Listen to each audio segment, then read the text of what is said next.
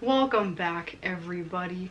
If you haven't seen last week's episode where we covered Janelle Matthews, I highly suggest you go and watch it because this is another true crime story that has to do with Christmas. This one's a little bit more Christmassy.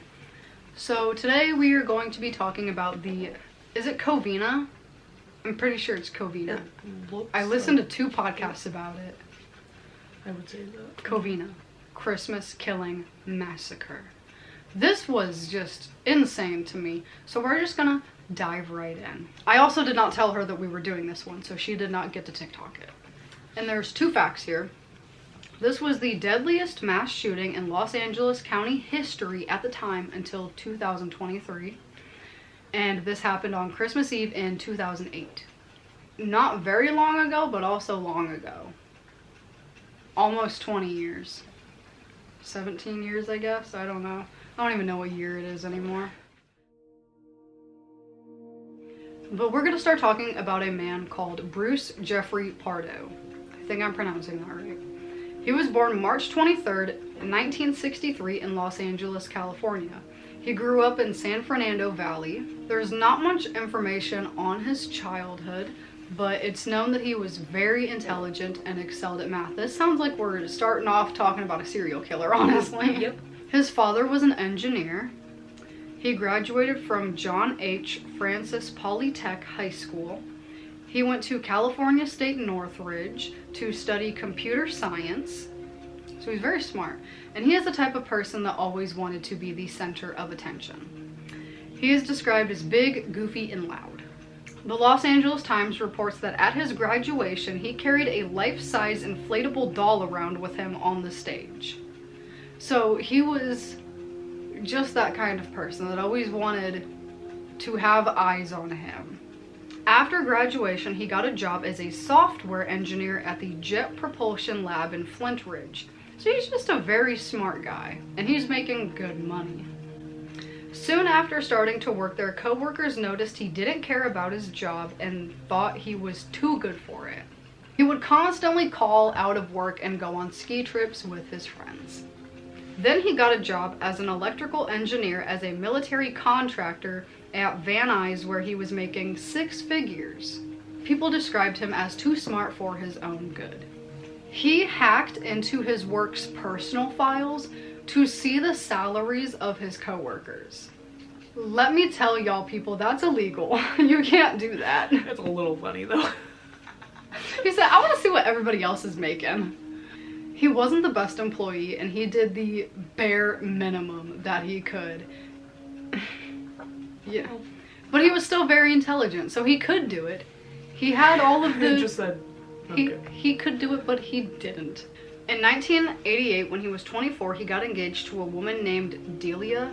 I've heard people say Delia, Delilah. I don't know. They were planning a huge wedding and an expensive honeymoon. And she was paying for everything herself.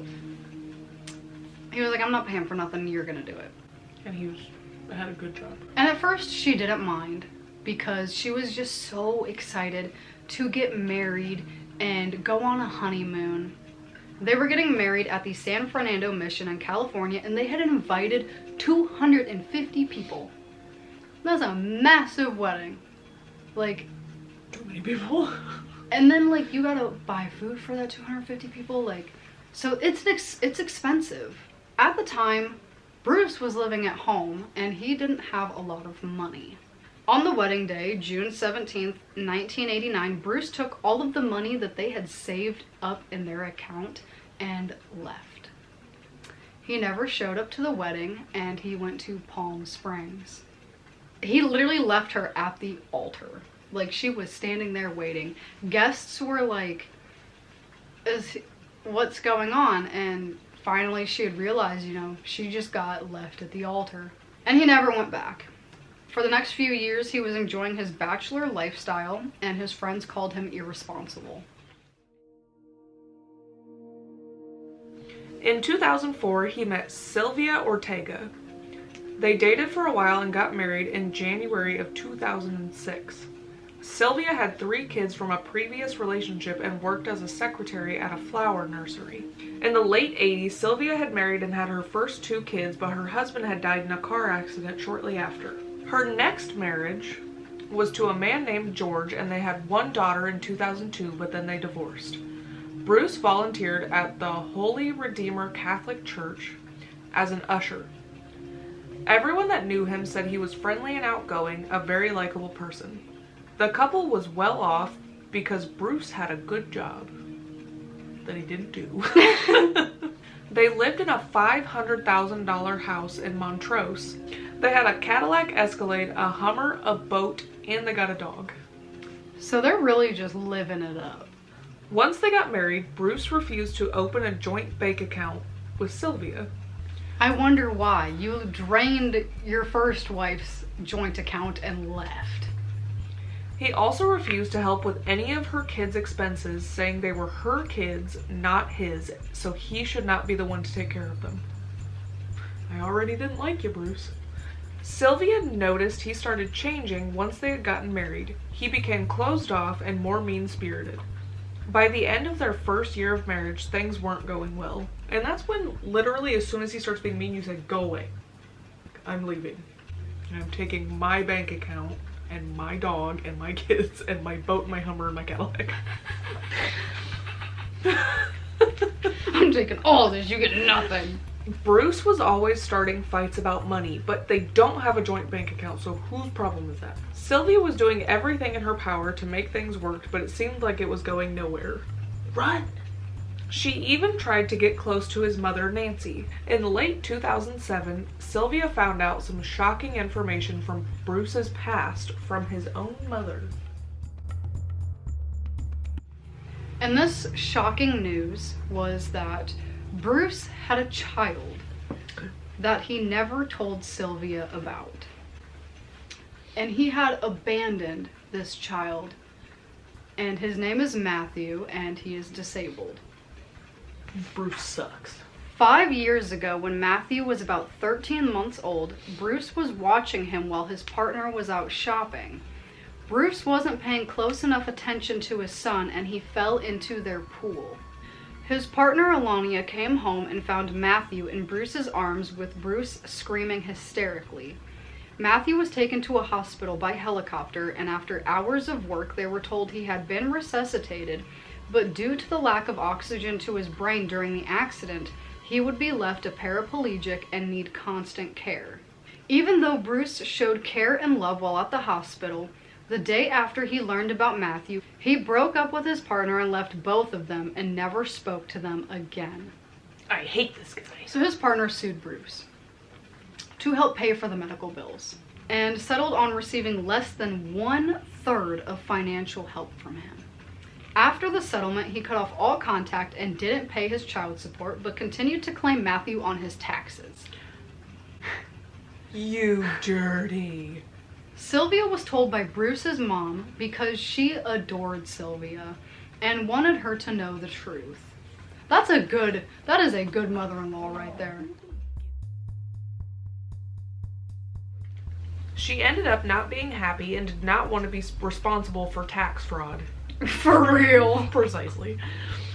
In March of 2008, she left Bruce and the fighting continued. Sylvia begged to be able to stay in the house until the end of the school year so her daughter didn't have to switch school so close to the end of the year. At first, Bruce was okay with this, but one day when Sylvia came home, she found all of her stuff and her kids' stuff out in the driveway. Sylvia filed for divorce, as she should have a very long time ago, but it's fine.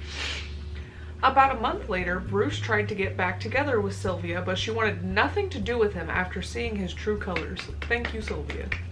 At his hearing, his mother sat with Sylvia.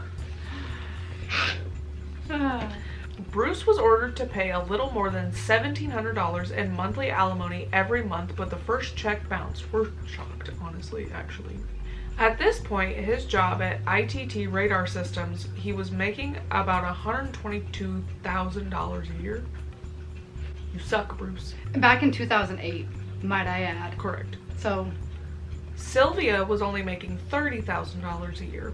Payment on the second check was stopped by him before it could go through. Bruce, really, I hate you so much, and we haven't even gotten to it yet. We haven't even gotten to it yet. We're not even there, and I hate you so much. In Bruce's head, he starts forming a plan. Oh, good. In July, he went out and bought a 9mm semi-automatic handgun for around $1,000, which could be a reason why his check bounced. Bruce told one of his friends that his wife was trying to take him to the cleaners. Bruce's mental health started to decline and he was getting out of control. The following month, he was fired for billing clients hours that he didn't work. Bruce, not only can you just simply not do your job, you can't just say you were doing your job when you were actually doing nothing at home. Because people can in fact go, actually, I didn't. He's so stupid. He tried to get unemployment, but he was denied. Good. He also waived his alimony payments. And he had over $30,000 in credit card debt. On August 8th, he bought another gun. On September 8th, he bought another gun. The same day, which was September 8th, he ordered a custom-made Santa suit from his neighbor Jerry, saying it was for a children's Christmas party. And he had told Jerry to leave a lot of room inside the Santa suit. Bruce, you're a weird dude. On October 11th, he bought another gun. In California, you're only allowed to buy one gun per month. Back then, I don't know if the rules have changed, but in 2008, that was the rule. Also, in October, he went to visit a friend in Iowa and bought 16 magazines that held 8 rounds each, which is more than the legal limit in California. I don't think he cares. No. He told his friend he was embarrassed and sad, and that he didn't even get along with his mom anymore. And he was just so angry and sad that his life had gone downhill so fast. It's your fault, Bruce. What do you mean? November 8th, he bought the final gun and picked up his Santa suit. So 5 months, 5 guns. On December 18th, the divorce was finalized.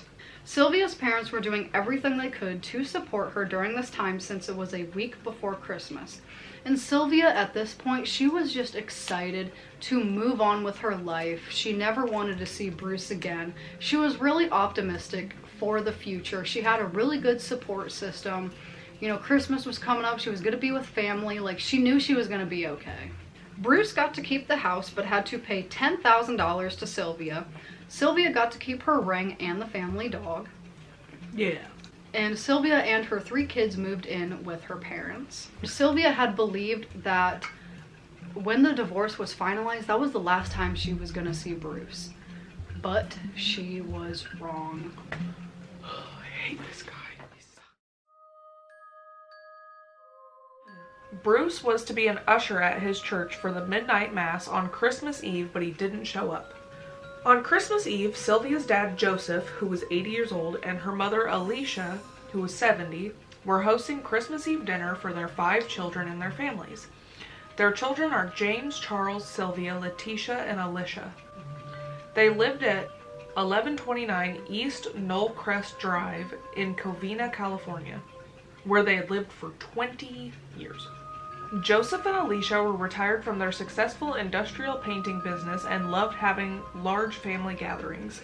They had met in Mexico and moved to America to start their family.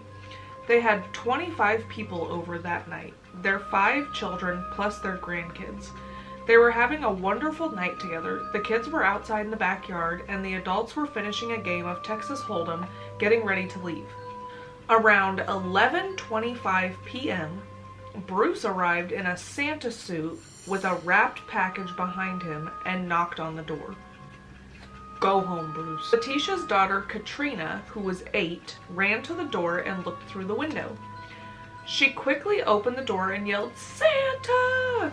For many years, a family friend would play Santa, so Katrina was thinking that's who it was and excitedly opened the door. Bruce pulled 2 handguns out from under his suit and shot Katrina in the face. He then started shooting at anybody he saw who were running and trying to hide. He emptied 4 handguns in under a minute. He was targeting anybody who was closest to Sylvia. James was shot and Charles was shot, and then they realized who it was and said, "It's Bruce." James and Charles tried to get up and restrain him even after being shot, but they weren't strong enough and were quickly killed. Joseph and Alicia dived under the dining room table to try to dodge bullets. Bruce shot his ex-parents-in-law and Sylvia. Family members were running for doors and trying to escape out windows. Next, Bruce unwrapped the gift he had, and it was a homemade flamethrower with 2 pressurized tanks. One was oxygen, and the other was high-octane racing fuel. What is wrong with this man? You're using your intelligence for the wrong things. You could have, like, built a spaceship or something. He started to spray the racing fuel throughout the home, but as he was, a fire started. This is where the intelligence just goes out the window.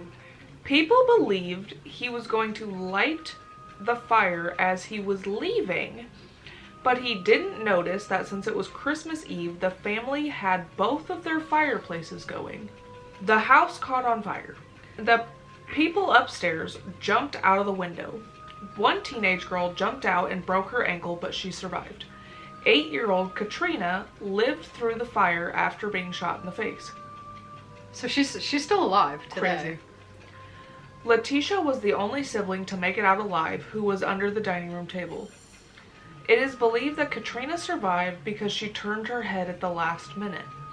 Neighbors started calling 911 when they heard gunshots and saw the fire. Letitia got out of the house and called 911. Most of the kids escaped because they had been playing outside at the time. When the firefighters arrived less than 5 minutes after being called, the flames were 50 feet in the air. The firefighters didn't immediately go inside because they could hear gunshots coming from inside. Bruce wasn't in there, but he had left his guns inside. It took 85 firefighters 2 hours to put this fire out. The bodies found inside were so burnt that they had to be identified through dental records. 9 bodies were found inside the house. Sylvia, 43, Joseph, who's 80, Alicia, 70, James, 52, Charles, and 50, their wives Teresa, who was 51, Sherry, who's 45, Alicia, who was 46, and Michael, who was only 17. 13 children were orphaned. 2 others had lost one parent. After the attack, Bruce was nowhere to be found.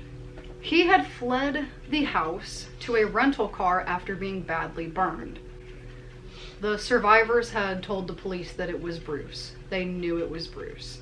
It took the police only 3 hours to find him. That's because he's smart, but he's actually really stupid. Bruce's brother Brad came home around 3 a.m.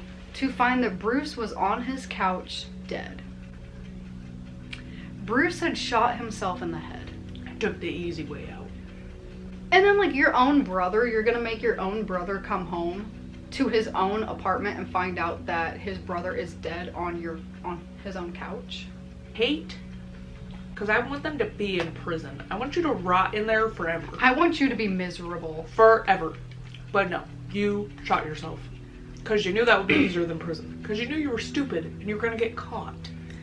There was cocaine found in his system, and he had third-degree burns on his hands and arms when the Santa suit burned onto his skin in places. Police found $17,000 cling-wrapped onto his legs with a girdle. Were you gonna take it with you, or I don't... That's supposed to be your monthly alimony. Bruce's mother, Nancy, we remember how, like, Nancy did not like Bruce. She told the police that she wanted that $17,000 and the money from all of his belongings to go to Sylvia's kids. I'm glad that she had a heart. Police believe he was going to run, but ended up being so badly burned that he was in too much pain to go anywhere. They found a blue Dodge with the remains of his Santa suit with 200 rounds of ammo inside with a tripwire that was rigged with a bomb. They were able to safely remove the bomb. Another car was found registered to Bruce. Scott Nord called it in to the police. a silver Toyota RAV4 parked at the end of Scott's driveway. So this RAV4 was parked at the end of Scott's driveway. Scott is Sylvia's divorce attorney, so he is pissed off at Scott. The car was found packed for a road trip and had maps of America and Mexico inside. So he was planning on getting in this vehicle and just dipping out with his $17,000. The plan was to drive the blue Dodge to Scott's house. This is the vehicle that had the makeshift bomb in it. And get the RAV, which had the maps, and leave the Dodge behind, hoping that Scott would get in the car and it would blow up and kill him. Scott didn't even do nothing. Yeah, like... Except his job. Some people do their jobs, Bruce. But since Bruce was hurt so bad, he could not go through with his plan. He was also planning on taking his mother's life. Because she didn't take his side during the divorce. We love Nancy. He was 45 years old at the time of his death. They had found a flight of his from LA to Illinois. And a friend who lived in Illinois said Bruce had called and said he was planning to come visit. But police believed that he had made this fake trip to throw police off of his trail, so police wouldn't know that he was in a vehicle driving from America to Mexico. When police searched his house, they found it was decorated for Christmas, but found many things to make bombs with, and it showed that he had been planning this for months. So ever since he bought that first gun in, July, he had probably been planning that. When police searched his house, neighbors did an interview and said that about 2 hours before the killings, he said Merry Christmas to them and that he was always a kind, caring, and friendly man. I hate that guy. That was the Covina Christmas Massacre. He had no redeeming qualities. No, he really didn't. And it just goes to show you that you never truly know somebody. You don't know, like, what they're capable of. That sadness being said, like, comment, and subscribe. We hope you guys are having a great December, and Merry Christmas, Happy Holiday to whatever you celebrate. And I don't know if there will be any more videos in December, but if there are, we'll see you then. We'll try. We will try. As long as there's no more car accidents or plagues going around, I think we'll be okay to make another video again in a week or two. We love you guys, and we wish you the very best December ever. And bye. My voice cracked. Bye.